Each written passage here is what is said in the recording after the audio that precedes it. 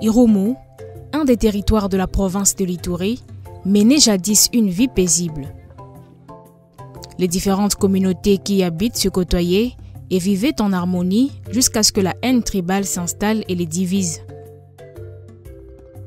En 2018, un conflit interethnique qui s'est transformé par la suite en conflit armé a éclaté dans la chefferie de Walese Vankutu, opposant les autochtones Walese aux allochtones Nande qui se disputent l'accès à la terre. Mbele pole tuasilie sisi tulikuwa na kutokusikilizana pamoja na wandugu wetu wa Nande ambao tuliwapokea ndani ya sheferi ya Walese Vankutu.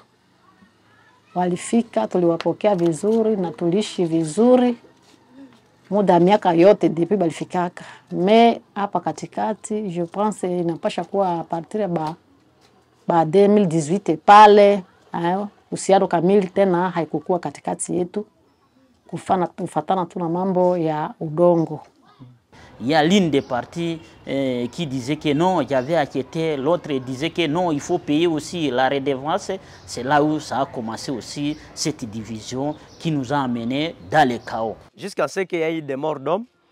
Et pendant cette période, nous qui sommes les leaders de ces différentes communautés, on ne se partageait pas le même langage. Les communautés maintenant entre elles commencent à se soupçonner, on pense que le diable c'est l'autre, on pense que le mal ce sont les autres.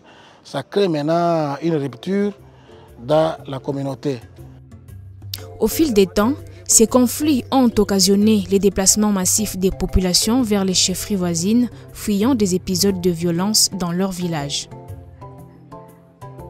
Certains ont trouvé refuge dans les familles d'accueil et dans des infrastructures sociales, notamment des églises et écoles. D'autres ont été accueillis dans le site des déplacés de Kibonge où des milliers de familles vivent dans la précarité. Maisha yetu ya hapa kwa kuteseka.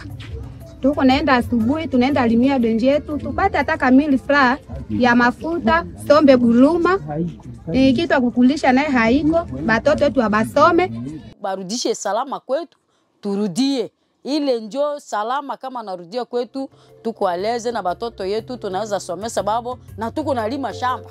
Dans un projet dénommé Soutien à la médiation pour la résilience et la paix en Ituri et au Grand Nord Kivu, Paul Institute a mené des processus de médiation pour tenter de réconcilier ces deux peuples belligérants. Il leur a offert un cadre d'échange pour dialoguer afin de recouvrer la cohésion sociale. On a commencé par les consultations bilatérales avec le parti prenant au conflit. Et ça, nous l'avions fait dans toutes les zones. Nous avons mis en place dans les territoires d'Irumu des structures que nous appelons des mécanismes de paix. Et c'est avec ces mécanismes de paix et les membres des communautés qu'on viendra organiser les activités de médiation. On a réussi à réunir ces deux communautés autour d'une même table. C'est-à-dire les deux communautés, la communauté Lesse et la communauté Nande Ira, pour discuter qu'est-ce qui donne maintenant, qu'est-ce qui leur divise. À l'issue du dialogue, un accord a été signé par les deux parties jadis en conflit. Ils se sont décidés d'enterrer la hache de guerre au profit de la paix dans leur chefferie.